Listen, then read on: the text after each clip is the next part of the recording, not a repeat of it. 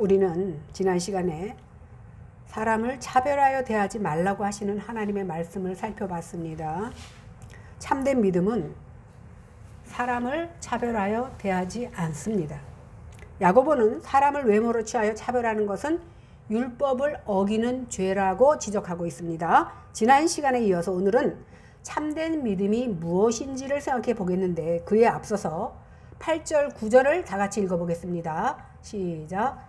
너희가 만일 성경에 기록된 대로 내 이웃 사랑하기를 내 몸과 같이 하라 하신 최고의 법을 지키면 잘하는 것이오니와, 만일 너희가 사람을 차별하여 대하면 죄를 짓는 것이니 율법이 너희를 범법자로 정죄하리라.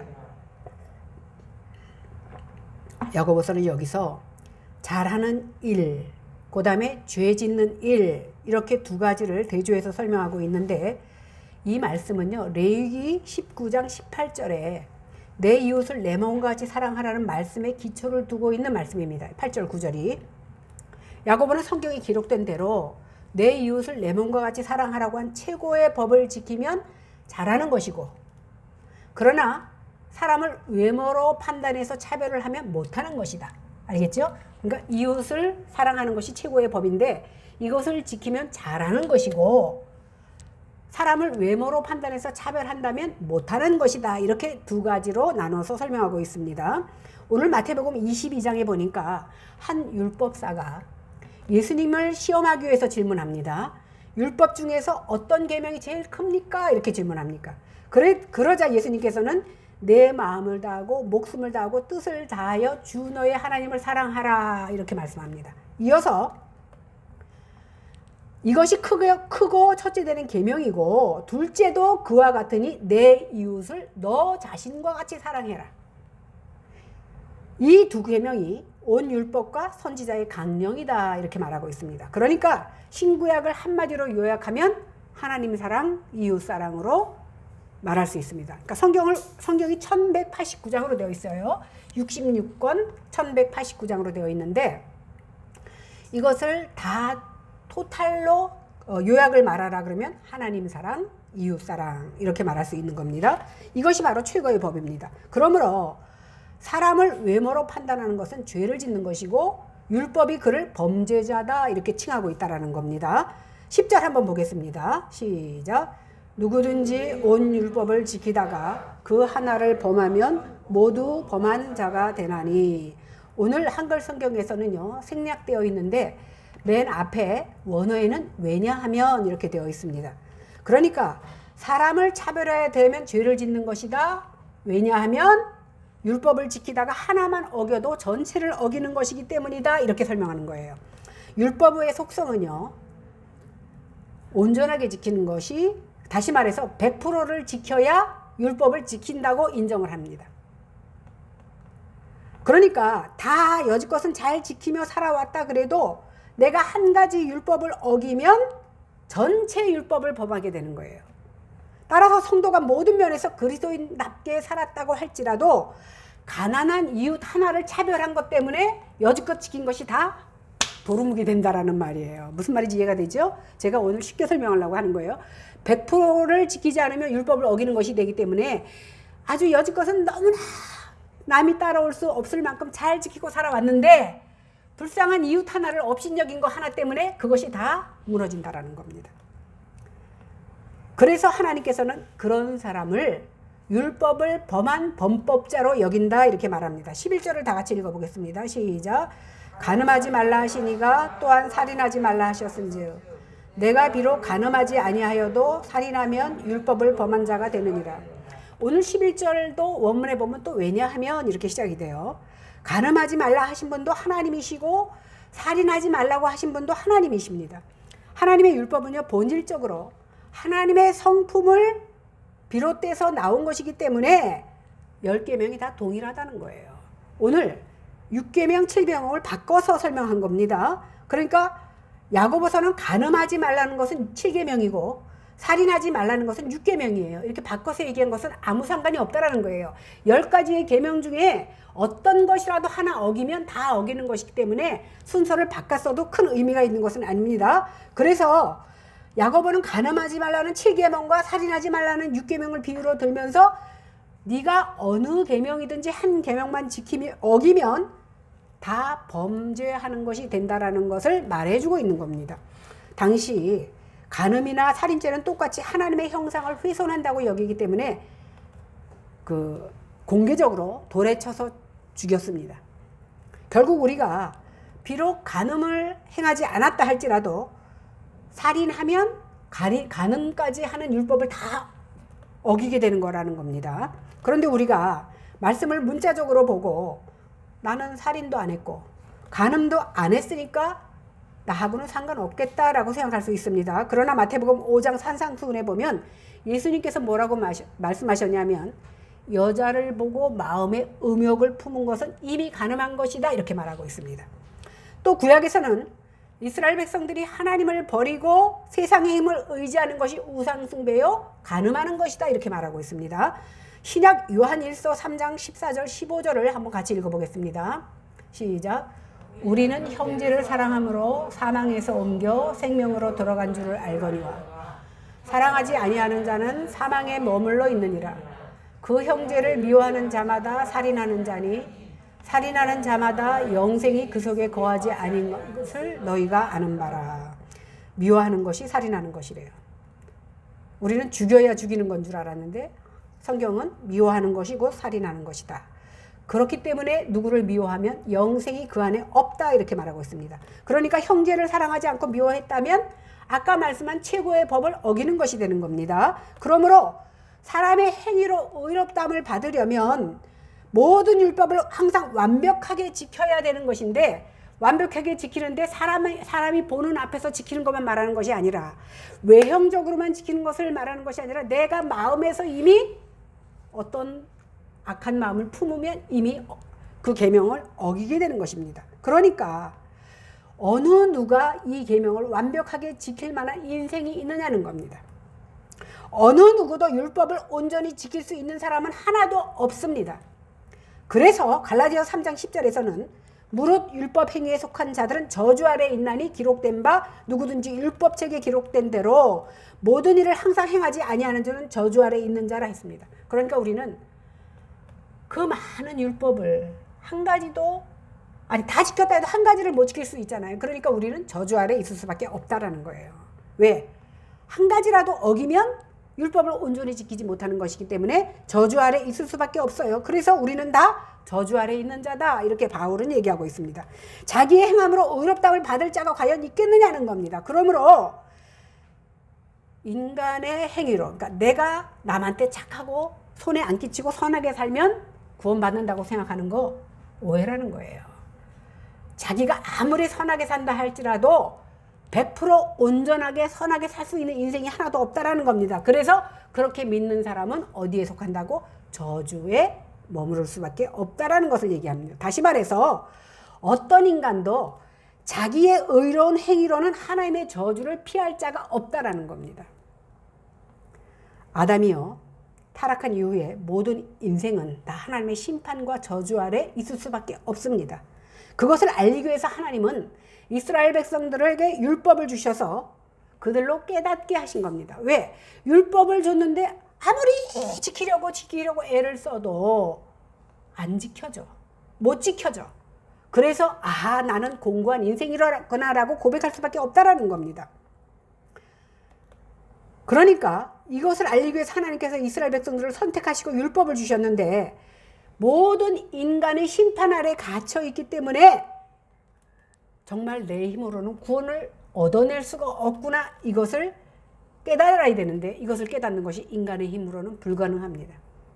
오직 하나님의 은혜로만 깨달을 수 있어. 그래서 믿는 자들이 복된 겁니다. 예수 안 믿는 사람은요 스스로 아무리 지혜가 있다 해도 이러한 은혜를 깨달을 방법이 없습니다. 그래서 여러분들 나와서 이 말씀을 듣고 있는 것이 바로 복인 줄 깨달으시기 바랍니다. 로마서 11장 32절에 보니까 하나님이 모든 사람을 순종하지 아니하는 가운데 가두어 두심은 모든 사람에게 긍휼을 베풀려 하심이로다. 율법을 주셨는데 지킬 수 없는 율법을 주셨어요. 지킬 수 있지만 인간이 지킬 수가 없어. 왜 그럽니까?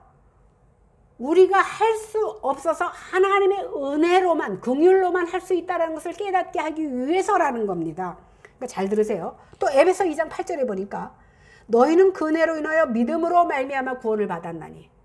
아까 제가 반복해서 말씀드리지만 우리가 죄를 아무리 졌어도 회개하면 구원받는다 그랬어요. 그런데 구원받는 것은 내가 세상에서 얼마나 착하게 살았느냐를 가지고 하나님이 심판하시는 것이 아니라 내 속에 예수 그리스도의 보혈이 있느냐, 다시 말해서 믿음으로만 구원을 받는다라는 겁니다. 그래서 이것은 너희에게서 난 것이 아니고 하나님의 선물이라고 했습니다. 어떤 인간도 자기의 의로운 행위나 율법을 지켜서 구원 얻을 자는 하나도 없다라는 겁니다. 왜 그러냐 하면 하나님께서 모든 사람을 순종치 않는 가운데 가두어 두셨다라는 겁니다. 오직 그것은 은혜로만, 하나님의 은혜와 긍휼로만 구원하시기 위해서 우리를 심판 아래, 저주 아래 가두게 된 겁니다. 이렇게 은혜로 긍휼로만 구원하시게 되는 이유는 어떤 인간도 자랑치 못하게 하는 거예요. 내가 내 행위로 구원을 받는다면 나는 이렇게 잘했어 라고 자랑할 수 있지 않습니까? 그러나 아무도 자랑할 수 없게 하기 위해서 하나님께서 오직 하나님의 은혜로만 구원받게 하신 겁니다. 예수 그리스도께서, 하나님의 아들인 예수 그리스도께서 홀로 영광을 받게 하기 위해서 율법의 저주를 다 받으셨습니다. 예수님께서 십자가에 돌아가심으로 인해서 율법의 저주를 다 이루신 겁니다. 그러니까 다시 말해서 예수의 피값으로 우리의 죄값을 치르셨다라는 거예요. 쉽게 말하면. 그래서 갈라디아서 3장 14절에 보면 그리스도께서 우리를 위하여 저주를 받은 바 되사 율법의 저주에서 우리를 속량하셨으니 기록된 바 나무에 달린 자마자 저주 아래 있는 자라 하였습니다. 하나님께서, 예수 그리스도께서 십자가 나무 위에 달려주셔서 모든 저주를 다 감당하셨습니다. 그렇기 때문에 우리를 위하여 율법의 저주를 다 받으신 예수 그리스도의 십자가 밑에 있어야만이 우리가 저주에서 풀려난다는 거예요. 이해가 되시죠? 오늘 말씀이 사실은 쉬우면서도 어렵기 때문에 제가 천천히 합니다. 그렇기 때문에 이제는 우리는 예수 그리스도 안에 있는 자들은 율법의 저주와 정죄를 받지 않습니다. 왜? 다 피값으로 치렀기 때문에. 그러므로 율법은 이제 정죄를 하는 것이 아니라 자유의 율법이 되는 겁니다. 그러면 자유를 주는 율법이 무엇입니까? 로마서 8장 2절에 보면 그리스도 예수 안에 있는 생명의 성령의 법이 죄와 사망의 법에서 너를 해방하였다. 이제는 지킬 수 없는 법이 아니라 예수 안에 있는 생명의 성령의 법에 따라서 살아야 된다는 것을 말하고 있습니다. 성령의 생명의 법은 긍휼의 법입니다. 긍휼이 없이는 율법을 따라서 살려고 해도 살 수가 없습니다.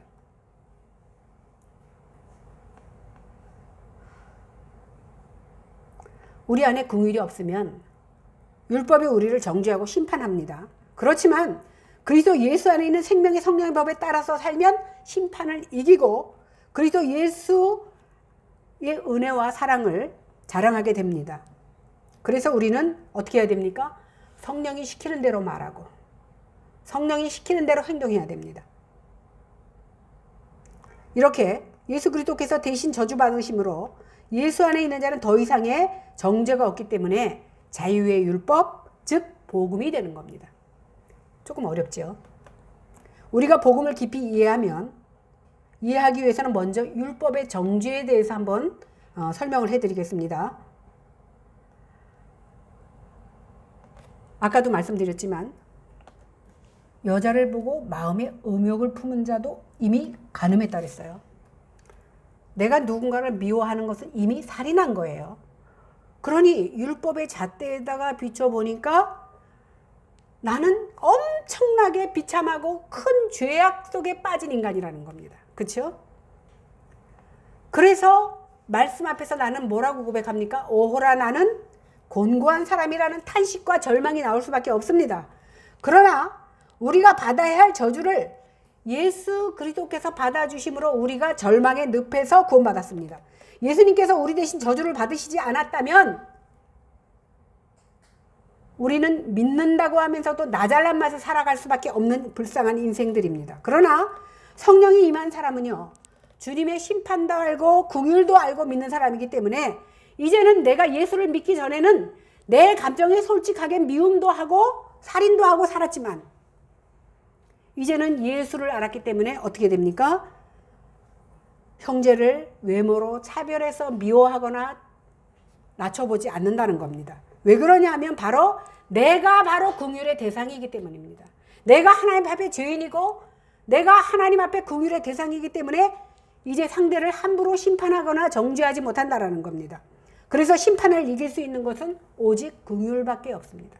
내 마음에 긍휼이 있을 때 비로소 심판도 이길 수 있는 겁니다. 그래서 야고보는 율법을 지켜 행하다가 한날을 어기게 되면 그 율법을 다 범하는 것이 됨을 설명해 주고 있는 겁니다. 그러니까 똑같이 반복되는 말씀입니다. 그럼 율법의 역할이 무엇인지 생각해 보겠습니다. 율법은 첫째로 우리를 예수님께로 인도하는, 데려다 주는, 옛날 성경에는 몽학선생이라고 그랬어요. 몽학선생이 뭐냐면 어린아이들을 회당에 데려다 주는 선생님 있죠. 데려다 주고 데려오는 사람. 그 사람을 몽학선생이라고 그랬는데 지금 새로운 책에서는 초등교사다 이렇게 역할을 그렇게 바꿨습니다. 그러니까 이 율법이 있기 때문에 내가 죄를 깨닫게 되고 그 죄 때문에 예수님을 믿게 되는, 예수님 앞으로 데려가는 역할을 하는 것이 바로 율법이라는 겁니다.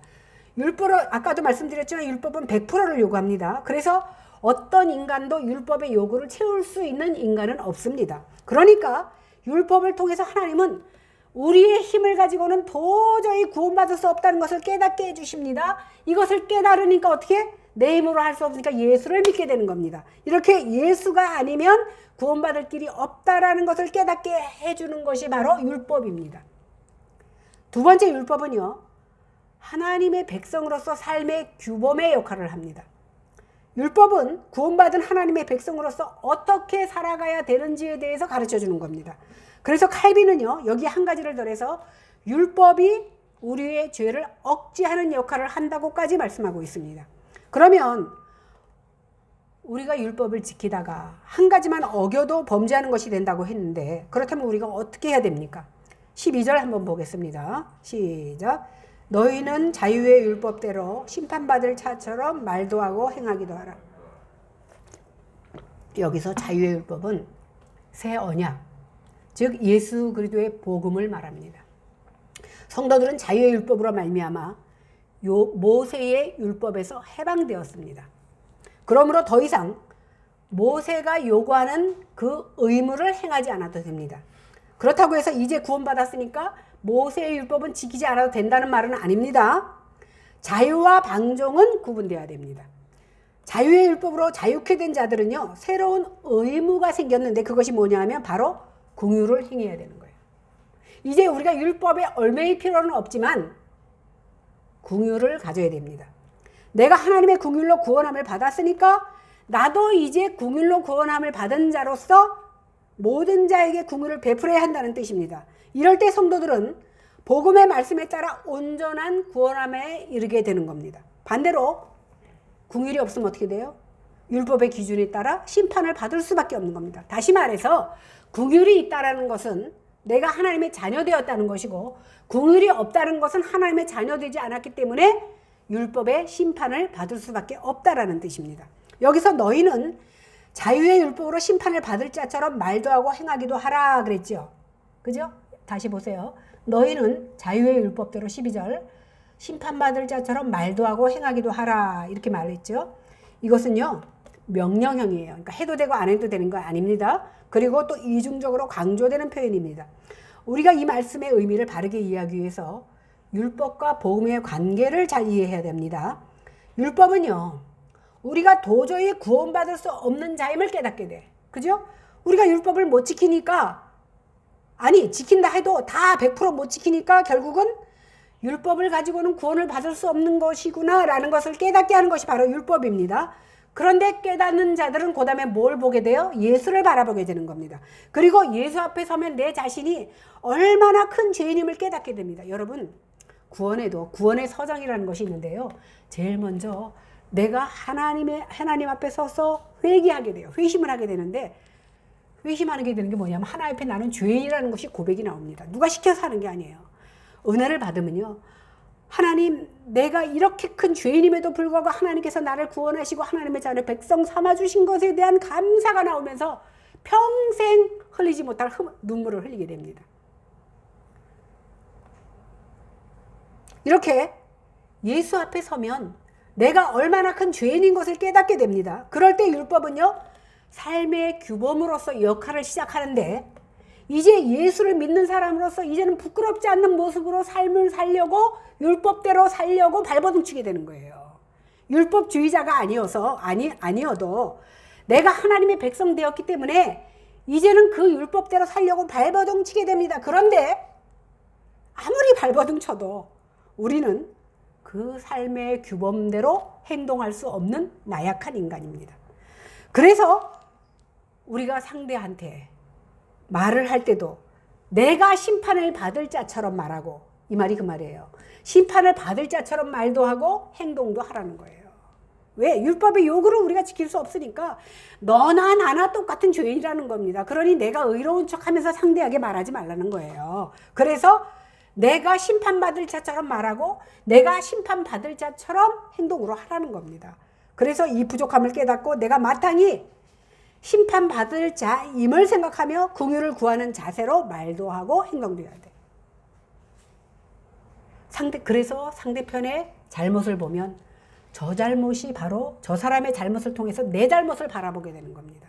타산지석으로 삼는 거예요. 모양과 색깔만 다를 뿐이지 저 사람의 잘못보다 더 큰 잘못이 내 안에 있다는 것을 깨닫게 되면 그 사람의 잘못에 대해서 감히 말할 수가 없는 겁니다. 이 말씀의 구체적인 내용이 13절에 나옵니다. 다 같이 보겠습니다. 시작. 긍휼을 행하지 아니하는 자에게는 긍휼 없는 심판이 있으리라. 긍휼은 심판을 이기고 자랑하느니라. 우리가 계속해서 긍휼 이렇게 말했는데, 신앙생활을 오래 한 사람은 알겠지만 긍휼이란 말이 쉬운 말은 아니거든요. 그래서 제가 뜻을 말씀드리겠습니다. 여기서 긍휼에 해당하는 헬라어 엘레오스는요, 자비심, 동정, 불쌍히 여김, 친절을 베푼다는 뜻으로 쓰여지고 있습니다. 그러니까 가난한 자들을 불쌍히 여기고 도와주는 마음이 바로 긍휼한 마음입니다. 13절에서는 긍휼을 행하지 아니하면 긍휼이 없는 것 때문에 심판을 받을 것이라고 말씀을 하고 있습니다. 그러니까 나한테 긍휼이 없으면 결국 내 의가 살아있기 때문에 결국은 심판을 받는다는 겁니다. 그러니까 우리 마음에 긍휼이 있어야 비로소 이웃을 차별하지 않을 수 있고, 긍휼을 행치 않는 곳에는 심판이 있을 수밖에 없다라는 것을 반복해서 말씀하고 있는 겁니다. 이 말씀을 잘못 이해하면 결국 인간이 행함으로 긍휼을 베풀어야 심판에 이르지 않는다고 했으니까 행함으로 심판을 이기는 것이네, 또 이렇게 생각할 수 있습니다. 그런데 마태복음 5장 7절에 보면 긍휼히 여기는 자는 복이 있나니 저희가 긍휼히 여김을 받을 것이요, 이렇게 말합니다. 마태복음 6장 14절 15절에 보니까 너희가 사람의 잘못을 용서하면 너의 하늘 아버지께서 너의 잘못을 용서하시려니와 너희가 사람의 잘못을 용서하지 않으면 내 하나님께서도 네 잘못을 용서하지 않겠다 그랬어요. 그러니까 상대나 나나 똑같은 죄인이기 때문에 내가 죄인인데 감히 누구를 용서하고 말고 합니까?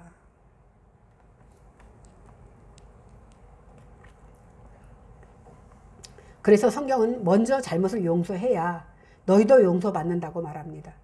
더군다나 잘 지키다가 어느 하나라도 지키지 못하면 다 지키지 못하게 된다고 말씀했는데, 그렇다면 어느 누가 구원받을 수 있겠습니까? 이 말을 제가 잘 설명해서 말씀드리는 거예요. 그런데 마태복음 5장 7장을 우리가 산상수훈이라고 하는데, 산상수훈에 보면 여러 가지 말씀이 나오는데 이 말씀을 네 힘으로 지켜라라는 명령은 없습니다. 우리는 말씀을 듣고 돌아서면 아유, 내일은 또 뭘 먹고 살지? 요즘은 먹을 거 걱정은 하지만 내일은 또 뭐 하지? 바로 염려에 들어갑니다. 눈으로 범죄하면 눈을 빼버리고 손과 발이 범죄하면 찍어버리라고 했는데, 눈으로 보지 말 것을 봤다고 내 눈 그날 가서 뽑아버리는 사람이 있습니까? 내가 손과 발로 범죄했다고 내 손과 발을 찍어버리는 사람이 있습니까? 누가 오른뺨을 때리면 왼뺨을 대라고 그랬는데 그런 사람이 있습니까? 속옷을 가지고자 하는 사람은 겉옷까지 벗어주라고 했는데 속옷 달라고 그랬더니 미쳤어? 내가 겉옷 벗고 속옷을 너한테 주는 말이야? 이렇게 따지는 사람은 있어도 속옷 달래니까 홀랑 벗고 겉옷까지 주는 사람은 없다라는 겁니다. 누가 달랜다고 다 줍니까? 그러니까 이 말씀대로 하다 보니까 한 것이 하나도 없다.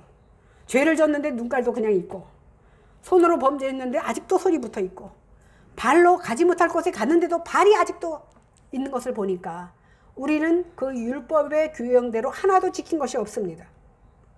어느 누가 나는 이러한 긍휼을 다 베풀고 지켰으니까 긍휼을 받을 자격이 있다고 말할 수 있는 사람이 누가 있느냐는 거예요. 도리어 내가 긍휼의 여김을 받을 수밖에 없는 자임을 깨닫게 돼요. 말씀에 비교해 보니까. 그죠? 나는 하나도 못 지켰으니까 도리어 내가 긍휼을 받아야 되고 불쌍히 여김을 받아야 되는 사람이라는 것을 깨닫게 된다는 겁니다. 그래서 예수님께서 마태복음 9장에서 뭐라고 말씀하시냐면 건강한 자에게는 의원이 필요 없고 병든 자래야 의원이 필요하다. 너희는 가서 긍휼을 원하고 제사를 원하지 아니하노라 하신 뜻을 무엇인지 배우라. 내가 의인을 부르러 온 것이 아니라 죄인을 부르러 왔다 이렇게 말씀하고 있습니다. 다시 말해서 우리는 다 건강치 못한 사람이고 우리는 다 죄인이기 때문에 예수님께서 오셨다라는 겁니다. 이 말씀은요, 예수님께서 세리 마태의 집에서 여러 죄인들과 함께 식사를 하실 때 스스로 의롭다고 여기는 바리새인들이 예수님께 트집을 잡고 물을 때 하신 답변입니다. 바리새인들은요, 자신들은 의롭다고 생각했기 때문에 긍휼을 필요로 하지 않았습니다. 그런데 하나님께서 원하시는 것은 제사가 아니라 긍휼입니다. 제사를 지낸다는 것은요, 내 죄를 대신해서 동물을 제물로 드리는 겁니다. 그러면 그 동물이 무슨 죄가 있습니까? 나 대신 희생당하는 동물에게 우리는 인간이라면 미안한 마음을 가져야 마땅합니다. 그런데 바리새인들은요, 제사 지내는 그 종교 행위 자체를 자신의 의로 여겼어. 왜? 나는 죄지면 꼭 하나님 앞에 제사를 드렸어 라고 말하는 겁니다. 그래서 그들의 제사는 형식적이고 종교적인 행위로 그쳤다는 겁니다. 그러니까 그 안에는 긍휼함이 없습니다. 그러니 아무리 제사를 많이 지내도 심판을 받을 수밖에 없다라는 것을 오늘 얘기하고 있는 겁니다. 그러니 주님께서 제사보다 긍휼을 원하신다는 말씀은 죄인들에게 얼마나 기쁜 소식인지 몰라요. 지금도 만약에 하나님께서 네가 죄를 지을 때마다 나와서 동물을 가지고 죽여서 제사를 드린다고 한다면 돈 만드는 게 아니죠. 내 손으로 그 재물을 잡아서 하나님 앞에 드려야 되니까 얼마나 번거롭고 힘든 일이겠습니까? 그러나 하나님께서는 제사를 원하는 것이 아니라 긍휼을 원한다고 했기 때문에 이것이 얼마나 우리에게 큰 기쁨의 소식인지 모릅니다. 주님의 긍휼이 여기심이 심판을 이기고 자랑할 수 있게 된 겁니다. 무슨 말인지 이해가 됐죠? 13절. 그러므로 구원 얻은 자는요, 주님의 긍휼, 불쌍히 여김을 우리는 어떻게 자랑하게 되는 거예요. 나는 도저히 구원받을 수 없는 사람이지만 주님께서 나를 긍휼히 여겨주셨기 때문에 구원받았다는 것은 이제는 자랑할 수 있게 됐다는 겁니다. 그러나 하나님의 말씀을 제대로 이해하지 못한 어리석은 인생은요, 처음에 예수를 믿을 때는 눈물 콧물을 흘리면서 하나님 앞에 감사의 기도를 하고 믿음으로 주님 앞에 나옵니다. 조금 지나다 보니까 내가 이렇게 믿어서 구원받을 수 있을래나? 이런 생각이 들어. 그러면 어떻게 됩니까? 주님 앞에 떳떳하게 서기 위해서 어떠한 행위로 하나님 앞에 내가 보상을 드려야 된다라는 생각이 듭니다. 그래서 우리도 가끔 그런 생각을 해요. 아휴, 내가 이따위로 예수 믿어서 과연 구원받을 수 있겠느냐 하는 생각을 할 수 있습니다. 그것이 정상입니다. 그러나 우리는 아까 말씀드렸지만 100% 율법을 지킬 수 있는 사람은 한 사람도 없어. 그래서 예수님이 십자가에 돌아가신 거예요. 만약에 우리가 어떤 행위로 구원을 받고자 한다면 예수님의 십자가를 헛된 것으로 만들어버리는 것이 되는 겁니다. 그렇기 때문에 그런 행위로 내가 구원을 얻겠다는 생각은요, 바로 나 자신 때문에 십자가에 돌아가신 주님의 긍휼을 거부하는 행위가 된다는 겁니다. 교회라는 것은요, 믿음이라는 똑같은 조건으로 주님의 긍휼을 입고 나온 사람들의 무리가 바로 교회입니다. 그러니까 누가 잘났고 못났고의 문제가 나올 수 없는 것이 바로 교회입니다. 그래서 부자가 왔다고 특별 대우하거나 예를 들어 거지가 왔다고 해서 무시하게 된다면 그 교회는 주님의 긍휼을 모독하는 교회가 되는 겁니다. 그러면 내가 주님께 긍휼을 입은 자인지 안 입은 자인지 어떻게 알 수 있습니까? 긍휼을 입은 사람은 다른 사람을 외모로 취하지 않고 긍휼히 여기는 마음이 있을 때 내가 긍휼히 여김을 받았구나라고 알 수 있습니다. 성도란요, 성도들 역시 영원히 지옥 형벌을 받아야 마땅한 저주에서 예수 그리스도의 피로 용서받은 자들입니다. 그 용서를 긍휼로 받았습니다. 이것이 심판을 이기고 자랑해야 되는 이유입니다. 똑같이 용서를 받은 사람끼리 서로의 조건을 따라 차별 대우한다면 어떻게 심판을 피할 수 있겠느냐는 겁니다. 오늘 현장에서 가늠하다 잡혀온 여자를 사람들이 돌로 치려고 했을 때, 아까도 말씀드렸지만 가늠하는 자와 살인한 자는 대중들 앞에서 돌로 쳐서 죽이는 것이 그 당시의 형벌이었습니다. 그런데 예수님께서 사람들이 돌을 쳐서 그 여자를 현장에서 가늠하다 걸렸으니까 돌로 쳐서 죽이려고 했을 때 예수님께서 흙에다가 뭐라고 씁니까? 땅에다가 너희 중에 죄 없는 자가 돌로 치라. 가만히 생각해보니까 죄 짓지 않은 사람이 하나도 없거든. 다 돌을 내려놓고 돌아갑니다. 이때 예수님께서 그 여자에게 다가가서 뭐라고 얘기합니까? 나도 너를 정죄하지 않겠다. 이렇게 지탄을 받아야 마땅한 이 여인이 아무 조건 없이 용서함을 받고 예수님께서 나도 너를 정죄하지 않겠다고 했을 때 그 용서함을 받은 여자가 앞으로 어떻게 살아가겠습니까? 용서받은 것이 너무나 감사해서 성경에 보면 그 사람이 다니면서 예수 그리스도를 증거하며 다녔다.